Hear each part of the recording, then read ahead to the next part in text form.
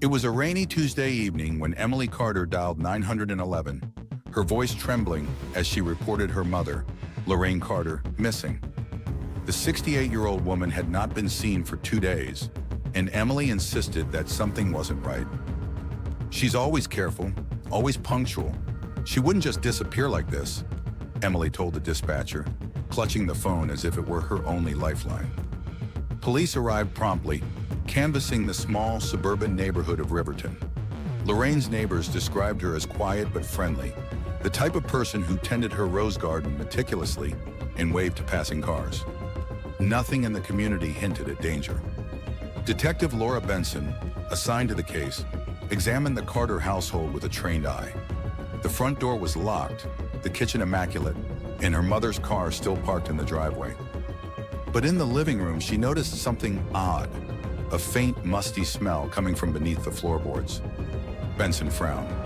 "It's subtle, but there's something down there. Could just be dampness.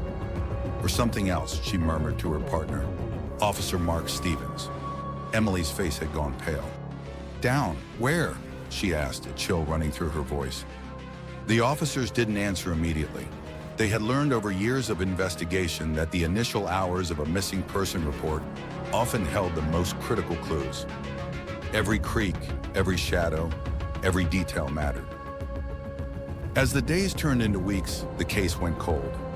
Emily posted online pleas, printed missing posters, and spoke to reporters. But each lead seemed to fizzle out. The local news ran stories about Lorraine's disappearance, speculating on accidental wandering, abduction, or voluntary disappearance. But nothing concrete emerged. And yet, deep down, Emily couldn't shake a gnawing suspicion. Something about the way the house had felt that evening, the smell, the tension in the air, it didn't sit right. "I know my mother," she whispered to herself one night, staring at her empty living room. "She's here, somewhere." Detective Benson, reviewing the case file late one evening, stared at the photos of the house. The subtle signs, faint scratches near the basement door, a padlock that looked newer than expected, were easily dismissed by an untrained eye. But Benson's gut told her there was more beneath the surface, literally and figuratively. Could someone be hiding in plain sight, right under Emily's own feet? Or was the detective's intuition leading her down a rabbit hole that didn't exist? Before we begin, make sure to subscribe and hit the bell icon so you never miss another chilling story from Criminal Minds archives. Weeks turned into months, and the search for Lorraine Carter dragged on like a nightmare that refused to end. Every morning, Emily woke with the same gnawing dread. The empty space at her mother's breakfast chair, the silent hum of the fridge, the faint scent of roses that seemed to haunt the house. Volunteers came and went, police officers knocked on every neighbor's door, and local news channels broadcasted her mother's story. Yet with every passing day, the trail grew colder, and Emily felt herself sinking into a mix of despair and disbelief. She couldn't understand how someone could simply vanish without leaving a trace, not in a quiet suburban street like Riverton. And yet, deep down, she sensed her mother hadn't left. Emily started noticing little things, small, almost imperceptible irregularities in the house. A drawer slightly ajar that she could have sworn was closed. The basement door, which had always creaked faintly when opened, now gave off a subtle metallic smell that hadn't been there before. And sometimes, late at night, she thought she could hear a soft shuffling, like the dragging of bare feet on the basement floor. She tried to convince herself it was her imagination, but one sleepless night, she caught herself standing at the bottom of the staircase, staring at the closed basement door, her heart pounding so hard she was sure her mother could hear it. Somehow, somewhere, she had to be there. Detective Laura Benson hadn't abandoned the case either. Night after night, she returned to the Carter file, studying every photograph, every witness statement, every tiny inconsistency in the timeline. She noted the scratches near the basement door, which appeared fresh when compared to the older marks of wear on the steps. She marked the padlock as suspicious. It was new, shiny, and didn't match the rest of the aging fixtures in the house. She brought Officer Mark Stevens back for another walkthrough. "Look closely," Benson whispered, pointing at the corner of the basement doorframe. "See these scratch marks? They weren't there in the initial survey photos. Someone's been in and out recently, or they're trying to make it look normal." Stevens frowned. "Could be maintenance? Maybe she just left something down there?" Benson shook her head. "No, this is deliberate. This is calculated." Meanwhile, Emily's life outside the investigation became a fragile illusion. Friends tried to comfort her, but every smile she forced herself to make was hollow. Each passing day felt like a betrayal by time itself. She began journaling obsessively, noting every strange noise, every misplaced object, every fleeting shadow in the house. Her father had passed years before, leaving only Emily and her mother. And now, every corner of the home that had once felt safe had transformed into a labyrinth of fear and uncertainty. The walls seemed to whisper at night, the floorboards groaned with secrets, and the basement door loomed like an unspoken threat.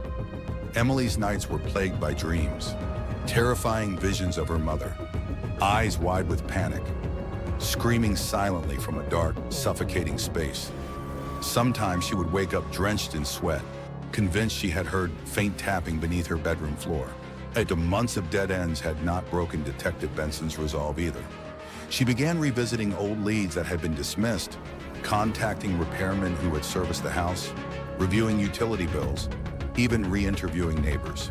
Each conversation uncovered tiny inconsistencies. A neighbor had seen a man entering the house late one evening, carrying large boxes.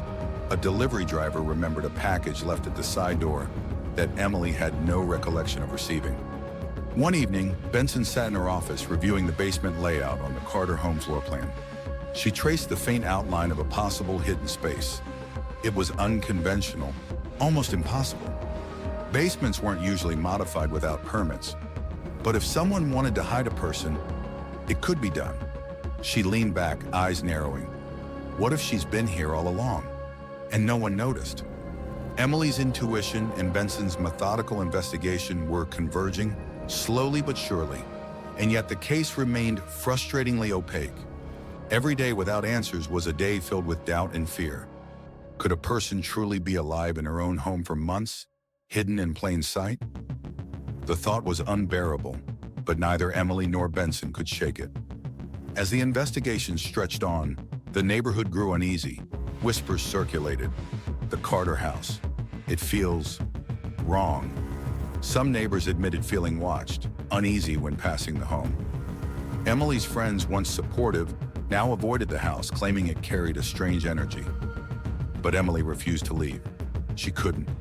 Somewhere beneath her feet, behind the locked basement door, she felt her mother's presence, a faint heartbeat echoing in her mind. If someone you loved had been missing for months, would you risk following your instincts despite what everyone else said? Could you trust your gut even when logic tells you there's nothing there? It was a cold Thursday morning when Detective Laura Benson received the call that shifted the case from frustratingly cold to ominously suspicious. A courier company had come forward reporting an unusual delivery made to the Carter residence 6 weeks prior, something that didn't match any of the items Emily remembered receiving. The package had been large, awkward, and unassuming, left at the side door, tucked away from plain sight. Benson leaned back in her chair, reviewing the report, her mind racing through the possibilities. Who sent it? What was inside? Could it have something to do with Lorraine's disappearance? She called Officer Mark Stevens. "Meet me at the Carter house, now." By the time Benson arrived, Emily was already there, pacing the living room with a restless energy that made the air feel heavier. The detective's presence brought both relief and anxiety. Emily clutched the journal she had been keeping for months, filled with meticulous notes of every odd occurrence.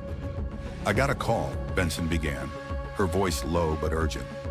"There's a delivery that might explain a lot. It was left here weeks ago, and no one seems to know who sent it or why. I want to check it out, thoroughly." Emily nodded, her throat tight. I thought I remembered everything, but maybe I missed something." Benson motioned for Stevens to start a careful sweep of the house. Every corner, every nook, Every shadow was inspected with precision. They began with the obvious, the side door where the package had been left. The wood was scratched slightly near the hinges, almost as if someone had forced it slightly or opened it in a rush. Benson's eyes narrowed. These scratches weren't reported before. This could be our first real clue. She crouched, examining the area near the basement door. The faint, musty smell Emily had mentioned months ago seemed stronger here. She gently knocked, listening. A hollow sound echoed from within. Benson felt her pulse quicken. It wasn't proof, but it was enough to demand attention. Stevens frowned. "You really think she's down there? After all this time?" Benson didn't answer immediately. She had learned long ago that chasing a hunch without evidence was dangerous. But ignoring evidence, even subtle evidence, could be deadly. They began inspecting the basement more thoroughly, using a flashlight to illuminate corners that had been overlooked. Dust swirled in the narrow beam, and cobwebs hung like silent witnesses. The padlock on the door gleamed unnaturally, polished recently. It didn't match the age of the house or the rest of the fixtures. "Someone went to great lengths to make this door seem normal," Benson muttered. Emily, standing behind her, shivered. I never noticed it before. I swear." Benson paused, listening to the creaks of the floor above. "You didn't hear anything unusual?" Emily shook her head, eyes wide. "Sometimes, at night, I thought I heard her moving, but I thought it was just in my head." The detective's gut tightened. "Not in your head, Emily. Not in your head."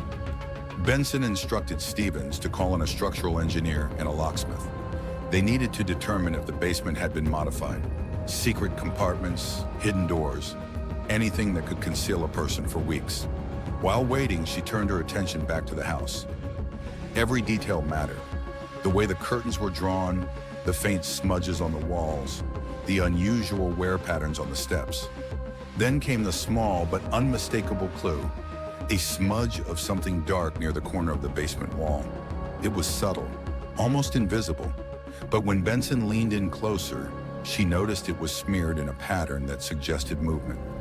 Someone or something had been here, and not long ago. Emily gasped. Could it be her? Benson didn't answer. Instead, she jotted notes in her pad, her mind racing with scenarios. Each one worse than the last. The notion of Lorraine being alive, but hidden, was horrifying. But every instinct told Benson she had to be careful, deliberate. Rushing in without preparation could put both Emily and herself at risk. Hours turned into a tense vigil. Benson and Stevens watched the house, inspecting every delivery, revisiting neighbors' statements, and tracing everyone who had legitimate access to the property. It was meticulous work, painstaking in its detail. Every report, every recollection, every tiny inconsistency was logged. Finally, the locksmith arrived. He examined the padlock, turning it in his hands, testing for tampering. "This isn't factory standard," he said quietly. "Looks like someone installed it themselves, maybe to replace an old one.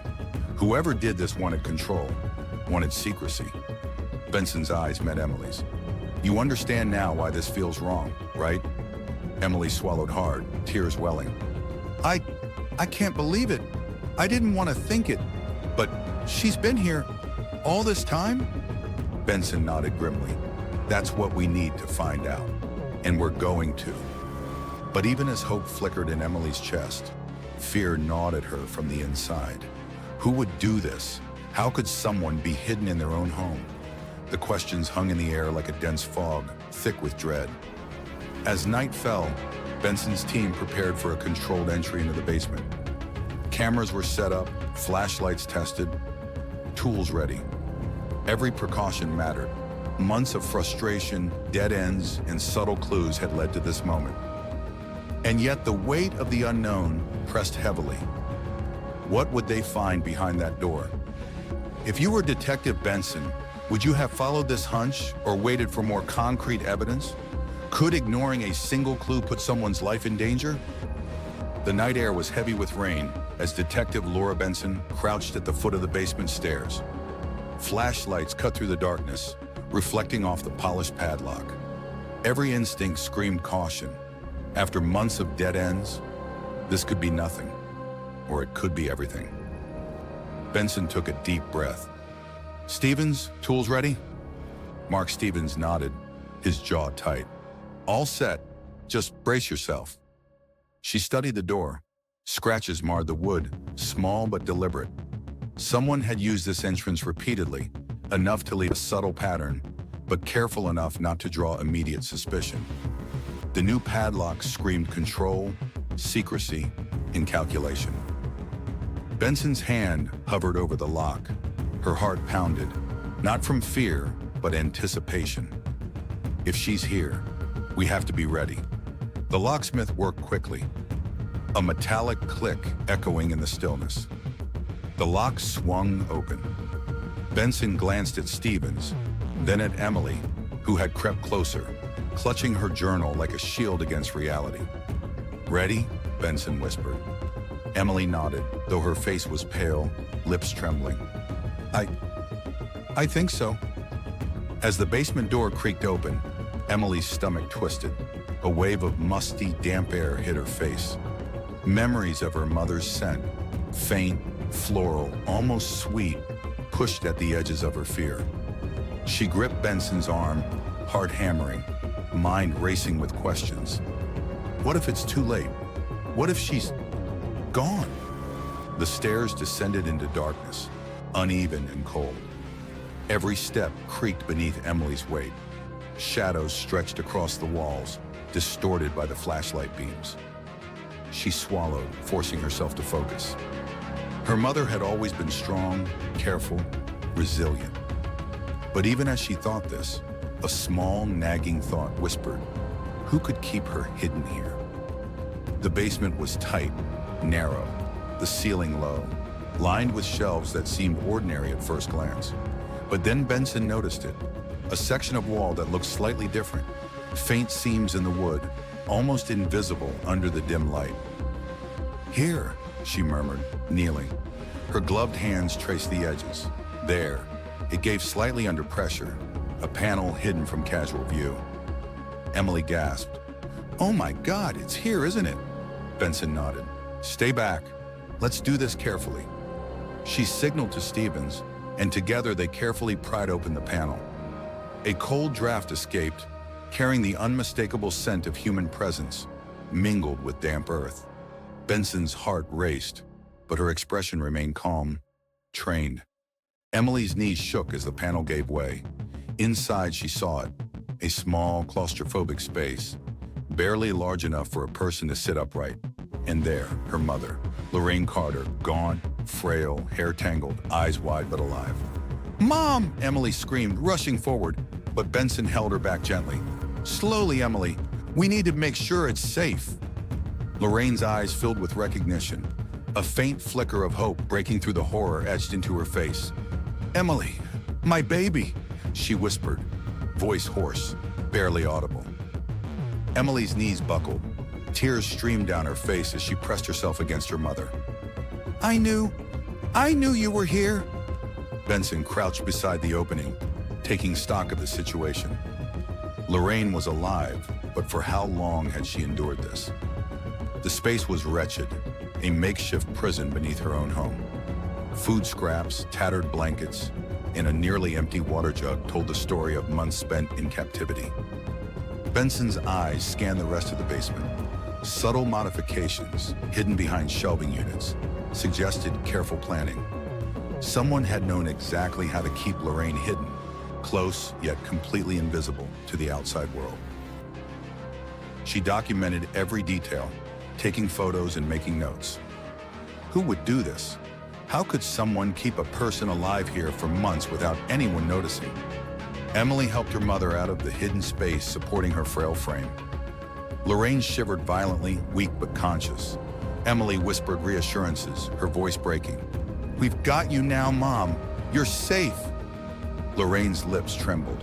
I tried to call the phone, but they locked it away." Her voice faltered. Emily realized with horror that her mother had been desperately trying to reach out, trapped beneath the very house she had lived in for decades. Who did this to you? Emily asked, her voice a whisper. The question hung in the air, heavy and dangerous. Lorraine's eyes darted around, fear still present. I can't. They said they'd come back if I told anyone. Emily felt rage and guilt intertwine. Rage at the person who had done this. Guilt for not realizing sooner. How could I have missed this? How could my instincts not have screamed louder? The detective carefully guided Lorraine out of the basement, calling paramedics immediately. Her mind was racing. Months of meticulous investigation had led to this revelation, but the question of who orchestrated it remained. Evidence had to be collected carefully. This wasn't just a rescue, it was a crime scene. Benson made a mental note of everything: the modified panel, the padlock, the hidden space, the small scratches on the floorboards, and the subtle signs Emily had noticed but dismissed over the months. Each detail could be crucial in uncovering the perpetrator. And somewhere in Benson's mind, a chilling thought took root. The person who did this isn't just dangerous. They're close. They knew the house, the routines, the patterns. This wasn't random. As Lorraine was lifted into the ambulance, Emily held her mother's hand tightly. The weight of months of fear, uncertainty, and helplessness pressed down on her chest. She looked back at the basement, the place that had become a silent witness to the unimaginable. Mom, we'll find out who did this, Emily promised, tears streaming. I swear, we'll make sure they can't hurt anyone else. Lorraine squeezed her hand weakly, the faintest glimmer of hope in her eyes. Be careful, Emily. They're still out there. Emily shivered, her heart pounding with a mixture of relief, terror. Somewhere out there, the person responsible was watching, waiting, planning the next move. If someone you trusted was capable of such cruelty, how would you ever feel safe again in your own home? Could the person responsible still be nearby, hidden in plain sight? The morning after the rescue, sunlight streamed hesitantly through the blinds, painting the living room in streaks of gold. Lorraine sat in an armchair, wrapped in a thick blanket, her eyes distant. Emily hovered nearby, unsure how to reach her mother beyond the physical. Months of isolation had left deep scars, visible in the gaunt lines of her face, the trembling of her hands, and the faraway look in her eyes. Mom, do you remember me? Emily asked gently, kneeling beside her. Lorraine's lips quivered, and a fragile smile appeared. Of course, Emily. My baby. I never stopped thinking of you. Emily's throat tightened. She wanted to hold her mother forever, to make up for every terrifying hour she had spent locked away. But she also sensed the fragile reality of Lorraine's mind. The trauma wouldn't vanish with freedom. She glanced at the staircase leading to the basement, trying not to shudder. Every detail, every shadow of that place replayed in her mind like a twisted memory. How could someone do this to her? To anyone? Detective Laura Benson watched from the doorway, notebook in hand, silently cataloging Lorraine's condition. Emotional trauma was as critical to understand as physical trauma. Survivors of prolonged captivity often exhibited complex reactions: hypervigilance, difficulty sleeping, mistrust, and the constant replaying of events in their minds. Benson approached cautiously. Lorraine, I want you to know, you're safe now. We're going to make sure of that, she said softly. Lorraine's eyes darted to the door, a flicker of fear passing across her face. They know. They said, if I tell, they'll come back. Benson's stomach tightened. Months in that basement had left more than physical weakness. Lorraine had been conditioned to fear her captor, to obey through terror. No one is coming back, Benson reassured. You're protected, and we're not letting anyone hurt you again. Ever. The detective knew this was only the beginning. Recovery would be painstaking, and every small detail Lorraine could recall might be critical to identifying the perpetrator. But first, her immediate safety and psychological well-being had to come first. Over the next few days, Emily became both nurse and guardian. She helped her mother bathe, eat, and take medication. But most importantly, she listened. Each word Lorraine spoke carried both relief and terror. Relief that she was alive. Terror that the shadow of her captor might still linger somewhere nearby. I don't understand how they could... I was careful, Lorraine whispered one night, staring at the ceiling, voice quivering. Emily held her hand, tears streaming silently. Mom, it's not your fault. You were trapped by someone cruel, by someone who knew exactly how to hide you. But you're here now. That's what matters. Even as she spoke, Emily felt a gnawing guilt. She had searched for her mother tirelessly, yet the very house they lived in had become the prison. Could I have noticed the signs sooner? Could I have saved her earlier? The questions tormented her relentlessly. Benson spent hours with Lorraine documenting her account of events. Each recollection was fragmented, sometimes contradictory, but every detail mattered. The layout of the basement, the modifications to the hidden panel, the daily routines forced upon her, these were all critical to building a profile of the perpetrator. Lorraine's memory of her captor was limited, blurred by fear, but she recalled small clues: a familiar scent, the sound of a key turning in a lock, the voice that would occasionally echo down the basement steps. Benson noted every detail with precision, knowing that trauma often masked the most important pieces of evidence in subtle ways. At night, Benson reviewed her notes, the investigation consuming her thoughts. Who could orchestrate something this calculated? And why target her, right under her own daughter's nose? Emily struggled with the new normal. Her mother needed constant reassurance, but Emily herself wrestled with a strange mixture of relief and dread. Every creak of the house made her jump. Every knock at the door sent shivers down her spine. She spent hours talking to Lorraine about the world outside, reminding her of the small comforts she had been denied: the warmth of sunlight, the smell of the garden, the laughter of neighbors. Slowly, Lorraine began to respond, small smiles returning, her voice growing steadier with each passing day. Yet the trauma lingered. Lorraine would sometimes freeze mid-conversation, eyes darting to shadows, whispering fears that had no immediate threat. Emily held her, whispering, "You're safe. I'm here. I'll never let anyone hurt you again." As Lorraine's physical and emotional recovery progressed, Benson turned her mind toward the next step: catching the person responsible. The modifications to the basement, the padlock, the hidden panel, all suggested someone with knowledge of the home and its routines. This was not a random abduction. It was intimate, premeditated, and terrifyingly deliberate. But first, Benson knew she needed more than just Lorraine's recollections. She needed physical evidence, forensic analysis, and patterns. And while Lorraine recovered, Benson quietly began assembling a team to trace deliveries, examine every recent visitor to the house, and identify anyone with motive and access. The case had shifted. The immediate danger to Lorraine had ended. But the hunt for the perpetrator, the one who had violated the very heart of Emily and Lorraine's home, was about to begin in earnest. Sitting by her mother's bedside one evening, Emily whispered in the dim lamplight, "Mom, we're going to find them. I promise." Lorraine's hand squeezed hers weakly. "Be careful.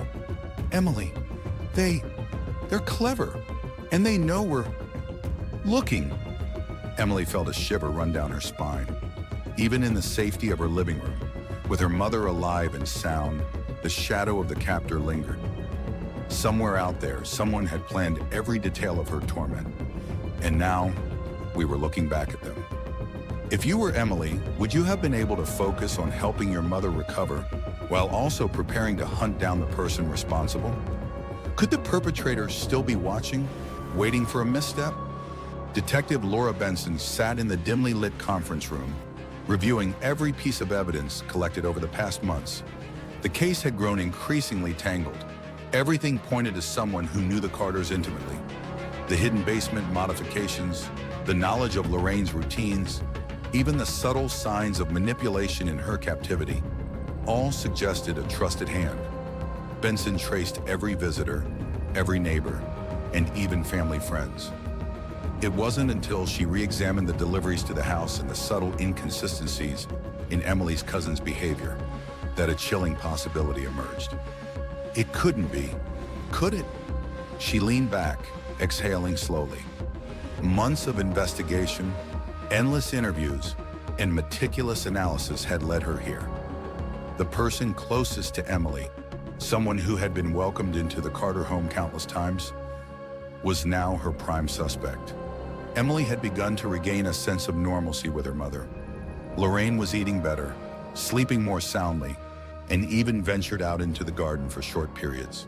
But Emily couldn't shake the feeling that the house still held secrets, shadows that whispered of danger. She poured herself into helping her mother, yet each night she found herself wandering the basement stairs, staring at the floorboards thinking, how could someone do this to Mom? Someone we trusted. Benson's voice on the phone broke through her thoughts. Emily, we need you to come to the station. I have a lead, and I need you present for questioning. Her heart pounded. A lead? After all this time? Could this finally end? Emily arrived, visibly anxious, her hands clasped tightly in front of her. What did you find, detective? She asked. Benson motioned for Emily to sit. We've been looking at the pattern of access to your house. Every time we check deliveries, repair visits, or family gatherings, one name kept appearing in ways that didn't make sense. Someone who had unrestricted access. Emily, your cousin, Daniel Carter. Emily's face went pale. Daniel? No, that's impossible. He's family. He's been part of our lives forever. Benson's tone was gentle but firm. I know. That's what makes this so disturbing. He had the knowledge, the trust, and most importantly, the opportunity. We cross-referenced timestamps, phone records, and the modifications in the basement. All evidence points to him. Emily felt her stomach twist into knots. Why? Why would he do this to Mom? Benson shook her head slightly, her expression grim. We don't have all the answers yet, but from what Lorraine remembers, it seems he wanted control, not money. He wanted power. The most chilling thing is how familiar he was with your family's routines. He knew exactly how to hide her, how to avoid suspicion. This wasn't random, it was personal. Lorraine sat quietly in her chair at the station, hands folded tightly. When Benson gently asked if she could recall anything about Daniel, her lips trembled. He never looked at me the same after the argument last Christmas. He wanted something. He said he would make me disappear. And I thought he was joking. The words hung in the room, heavy and suffocating. Months of trauma, months of terror, and now this. A betrayal not by a stranger, but by someone they had trusted implicitly. Emily's eyes filled with tears. I can't believe this. He babysat me. He laughed with us. How could he do this? Lorraine's gaze met hers, haunted but resolute. The ones closest to you sometimes hide the darkest secrets. Benson felt a mixture of relief and dread. The evidence was mounting. The padlock came from a supplier Daniel had access to through work. The basement modifications matched tools only he had used. And security camera timestamps confirmed suspicious visits during the exact windows when Lorraine had been confined. She knew confronting him directly would be dangerous. Daniel had been clever, meticulous, and patient. But now, with Emily and Lorraine present and safe, they could finally move to bring him to justice. Emily had to see him, to confront the man who had destroyed their sense of safety.